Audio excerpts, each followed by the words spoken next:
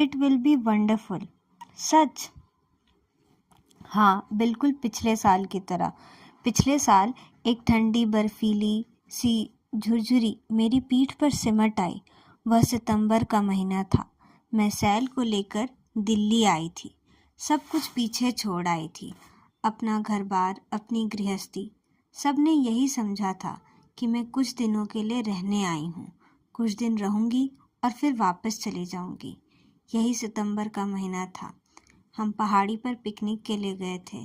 बेर की झाड़ियों के पीछे मैंने ना साहस बटोर कर मीनू से पहली बार बात कही थी, जो इतने दिनों से मैं अपने में छिपाती चली आ रही थी। मीनू ने समझा था मैं हंसी कर रही हूँ, किंतु अगले पल जब उसने मेरे चेहरे को देखा तो वह चुप रही थी, कुछ भी नहीं बोली थी। एकदम फटी फटी आंखों से मुझे निहारती रही थी। कल उस बात को बीते 1 साल हो जाएगा। कल हम फिर पिकनिक के लिए जाएंगे। गेस्ट रूम में बत्ती जली है। मैं दरवाजे के पास जाकर ठिठक जाती हूँ। पीछे देखती हूँ, फाटक के पास चांदनी में मेरा छाया लॉन की ओर पार खींच गई है। लगता है रात सफ़ेद है। बंगले की छत, दूर पहाड़ी के टीले, घास पर एक दूसरे को काटती छायाएं, सब कुछ सफ़ेद है।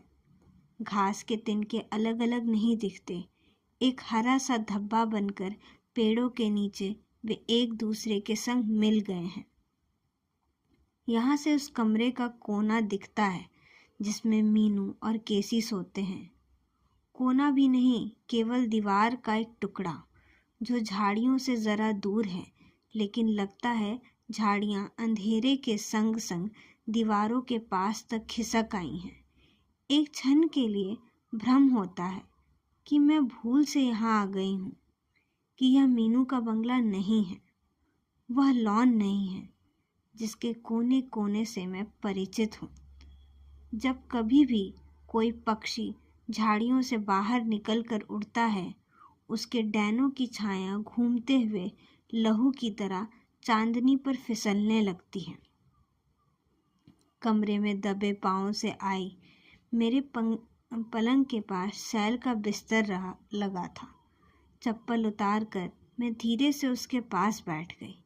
देर तक उसकी मूंदी आंखों को देखती रही।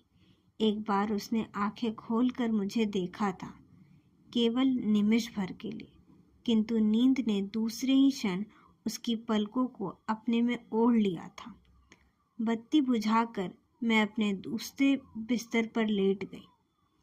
चांदनी इतनी साफ है कि बुक केस पर रखी केसी की किताब का टाइटल भी अंधेरे में चमक रहा है, टाइम, स्पेस एंड आर्किटेक्चर।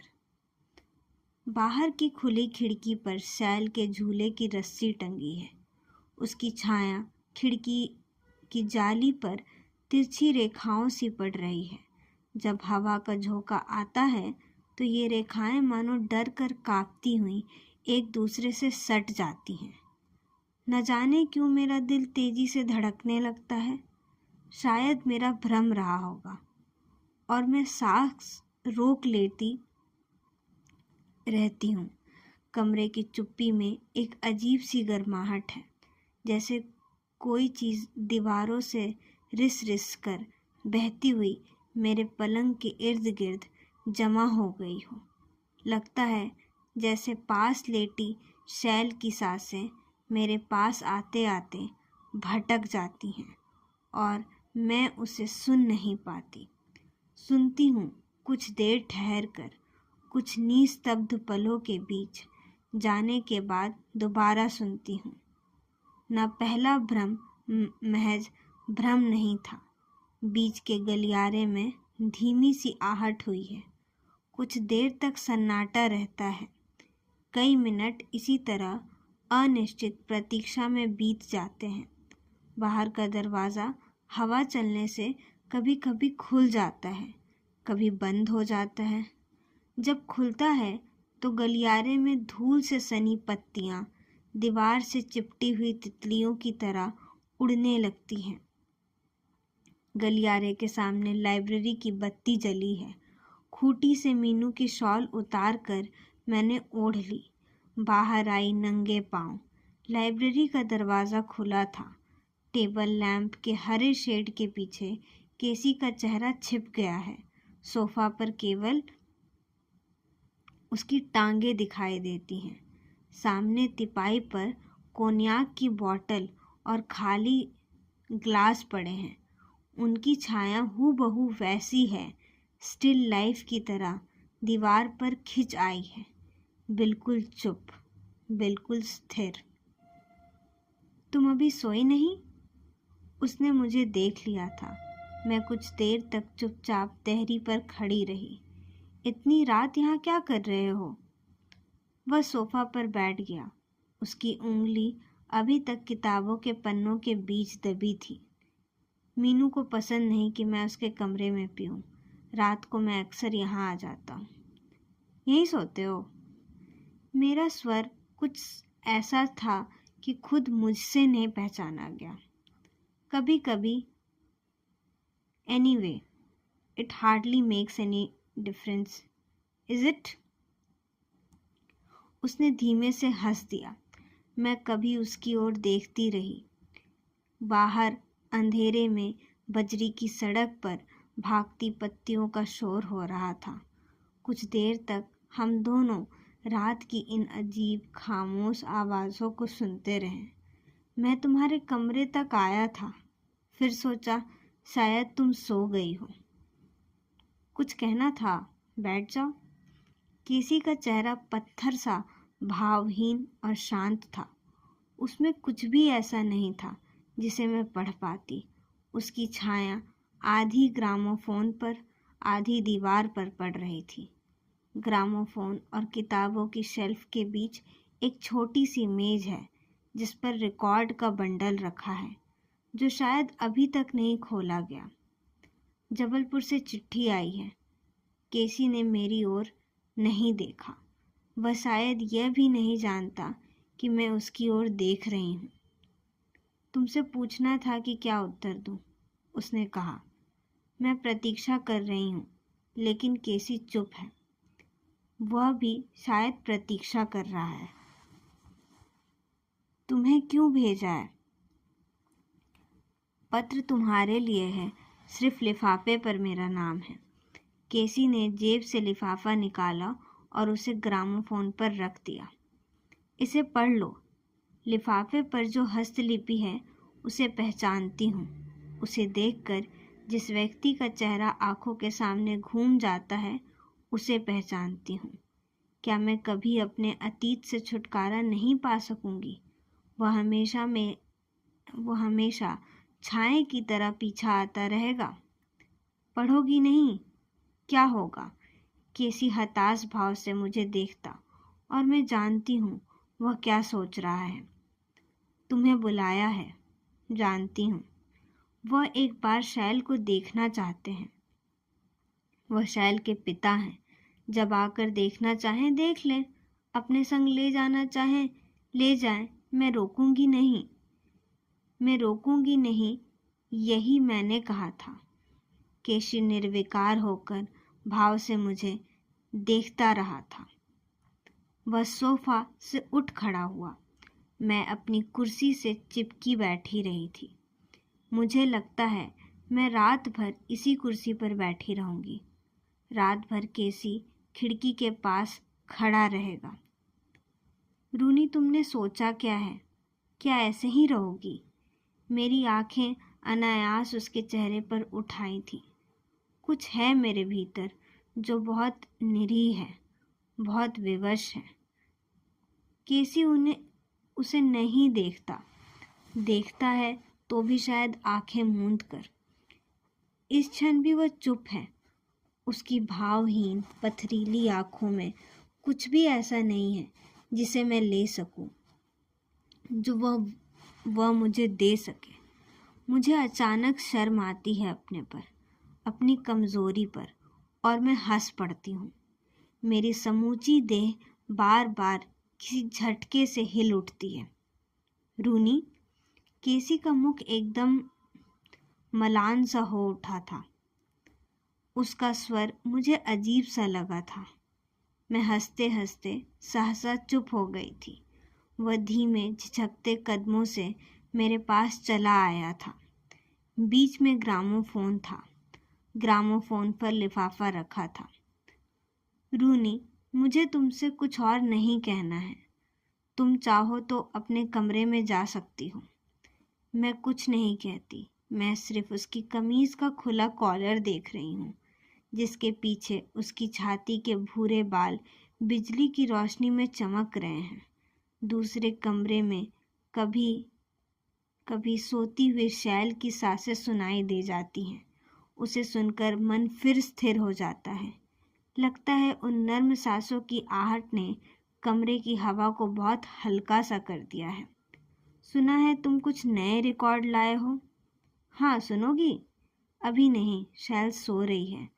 हम तुम्हारे हॉस्टल गए थे। हाँ, मीनू ने कहा था। तुम कार का हॉर्न बजाया, तुमने सुना था? तुम नीचे क्यों नहीं आई? हम पोर्च के बाहर खड़े थे। मैं सो रही थी। मुझे लगा मैं सोते हुए सुन रही हूँ। कुछ देर तक हम चुप बैठे रहे। मुझे लगा हम दोनों किसी छोटे से स्टेशन के वेटिंग रूम में बैठे हैं।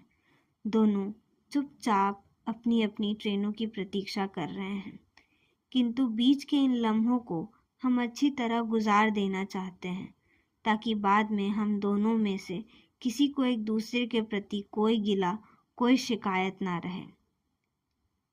You won't mind Rooney, will you? किंतु उसने मेरे उत्तर की प्रतीक्षा नहीं की। मैंने चुपचाप सिर हिला दिया। ग्लास में कोन्याक ढालते हुए उसने मेरी ओर देखा था। तुम्हें बुरा तो नहीं लगता रूनी? उसका स्वर बहुत धीमा सा कोमल हो आया था। मीनू को बुरा लगता है। रात को वो मुझे अपने कमरे में नहीं पीने देती। मैं चुपचाप उसकी ओर देखती रहती हूँ। लगता है इस क्षण भी वह मेरे सामने तिपाई पर झुका हुआ पी रहा है।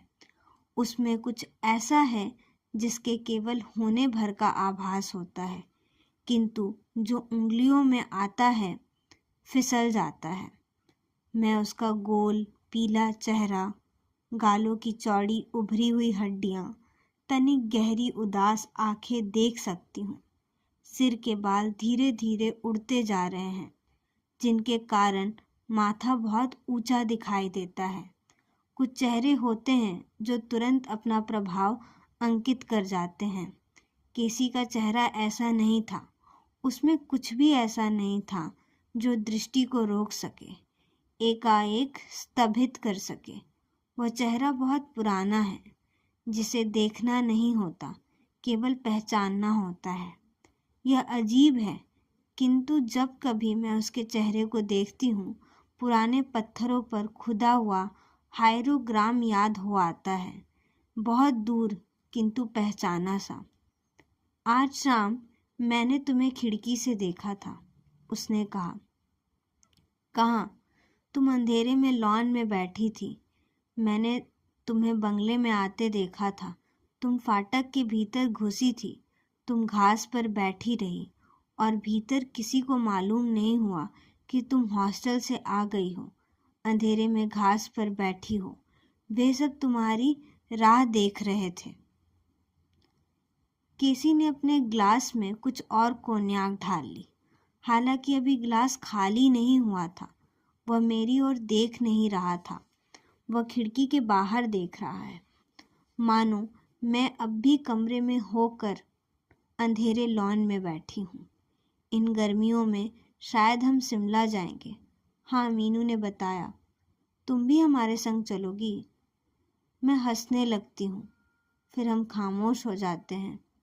बाहर गलियारे में एक छोर से दूसरे छोर तक सूखे पत्ते भाग रहे हैं।